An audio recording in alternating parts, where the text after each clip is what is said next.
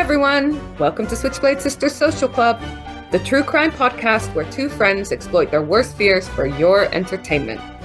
You're welcome. I'm Dee, a writer and podcaster. And I'm Isla from Criminally Good Books, a true crime and crime fiction bookshop in York. Follow us on all the socials. Except for X, obviously. Or have a look at our website, switchbladesisterssocialclub.com. Check them out for all our latest episodes, events, deals, and other weird stuff. Listeners' discretion advised.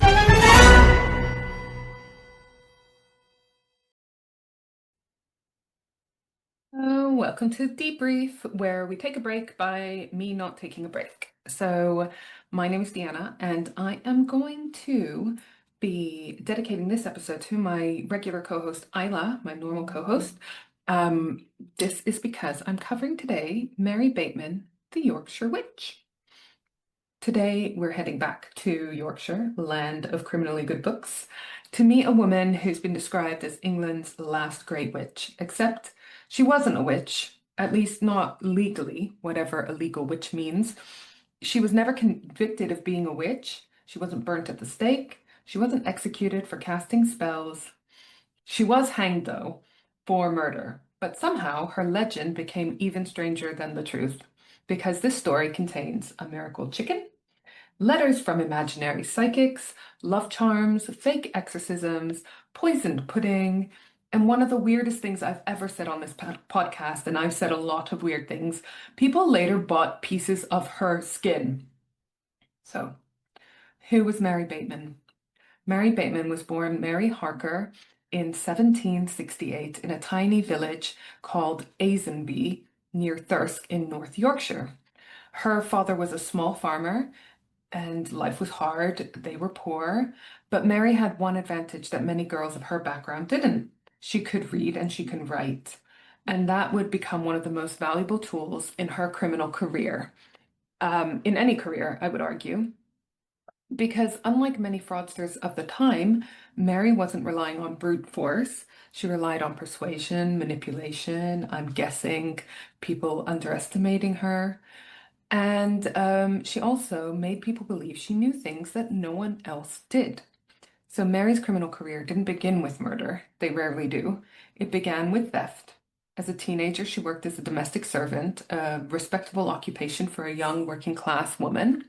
The problem was, she kept stealing from her employers over and over again.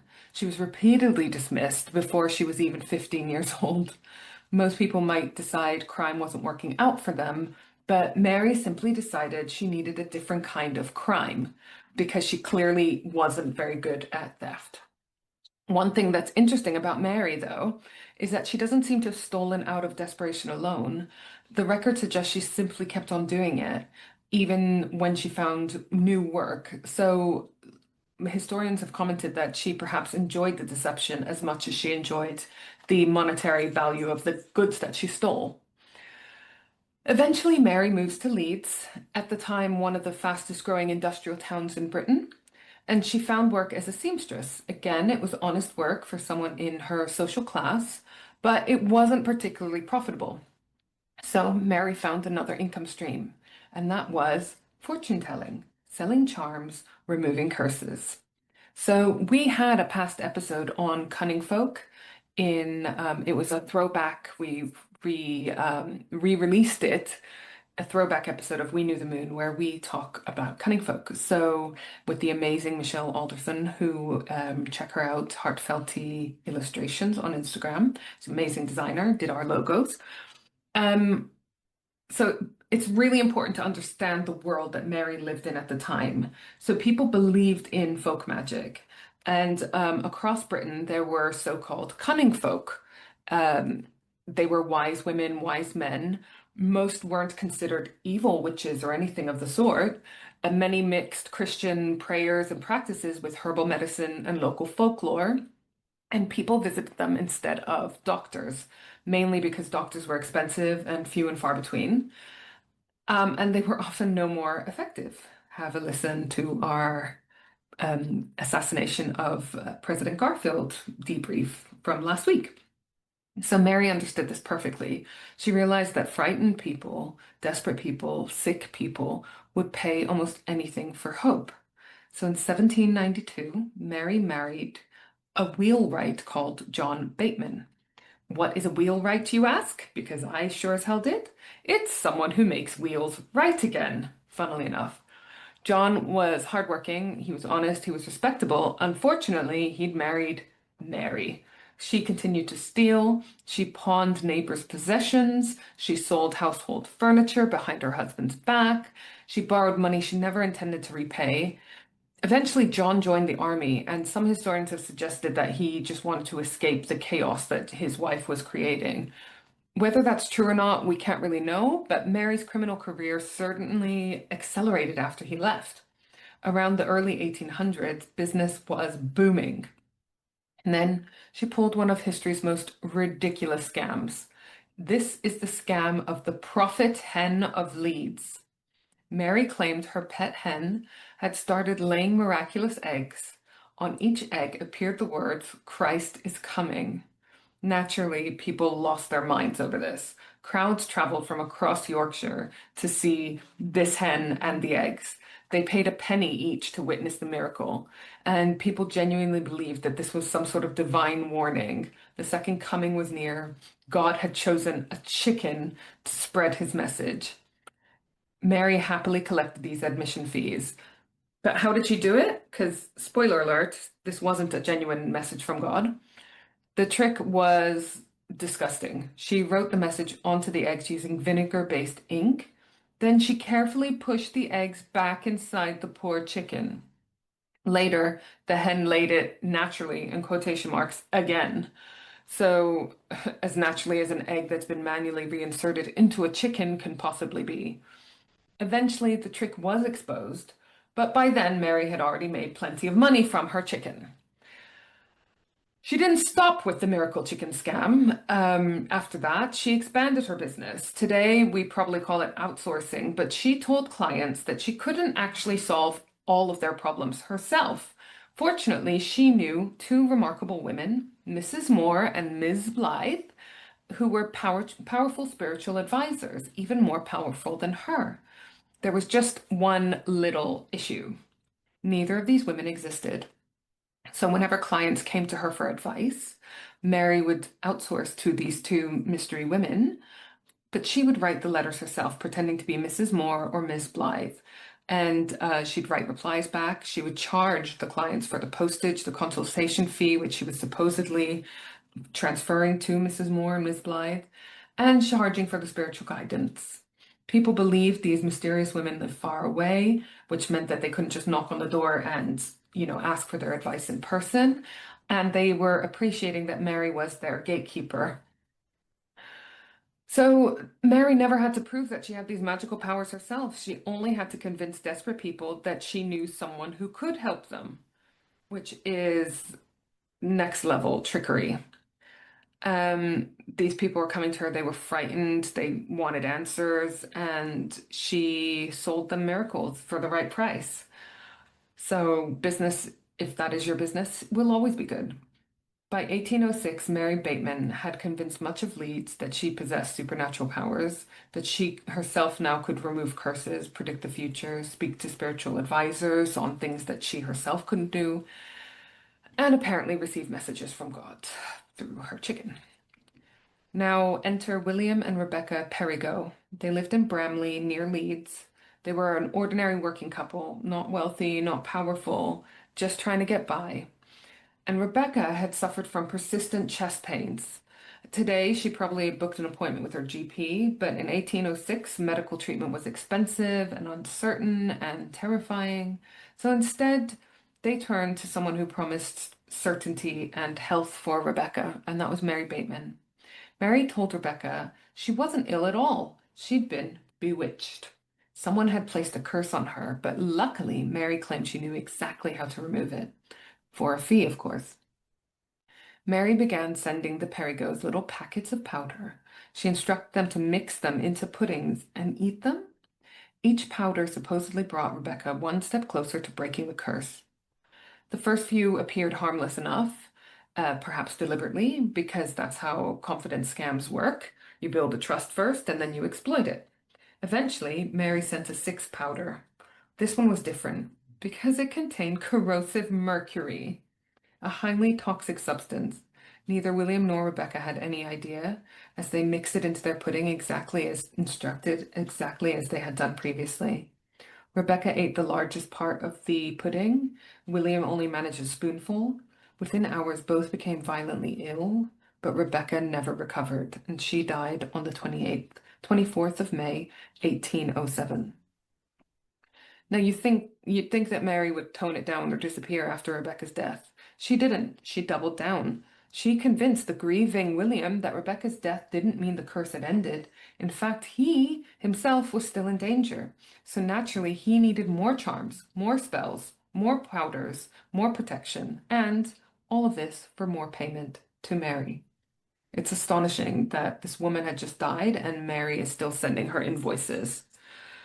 For another year, William continued handing over money until one day curiosity finally got the better of him. Mary had instructed him never to open the protective charms she'd sewn into his mattress. She claimed they contained valuable objects and powerful magic. When William eventually opened them, there was no gold or valuable object at all. It was just scraps of paper. The realization that he'd been conned from the very beginning suddenly hit him. And on the 20th of October, 1808, William finally went to the authorities. This time, people listened. Police searched Mary Bateman's home, and what they found was deeply incriminating. They found poisons, they found possessions belonging to the people she deceived, and so Mary was arrested, and she was charged with the willful murder of Rebecca Perigo and taken to York Castle to await trial. Mary couldn't stop scamming people, though, so while she's awaiting trial, she persuaded another female prisoner to pay for a magical charm that would make her sweetheart come and visit. I mean, this is quite impressive. Even behind bars, she's running a hustle. Eventually, the prison governor discovered what she'd done and forced Mary to return the money she already hadn't spent. So Mary's trial began in March 1809. She'd spent around 5 months waiting because the assizes were only held at certain times of the year. The case lasted around 11 hours. Witness described her frauds, the poison, Rebecca Perigo's illness, the fake charms, the so-called magical powders. The evidence was overwhelming, and the jury took only minutes to return a verdict. That verdict was guilty. But Mary had one final trick up her sleeve. She claimed she was pregnant, which is something that has occurred many a time on this podcast. It is known as pleading the belly.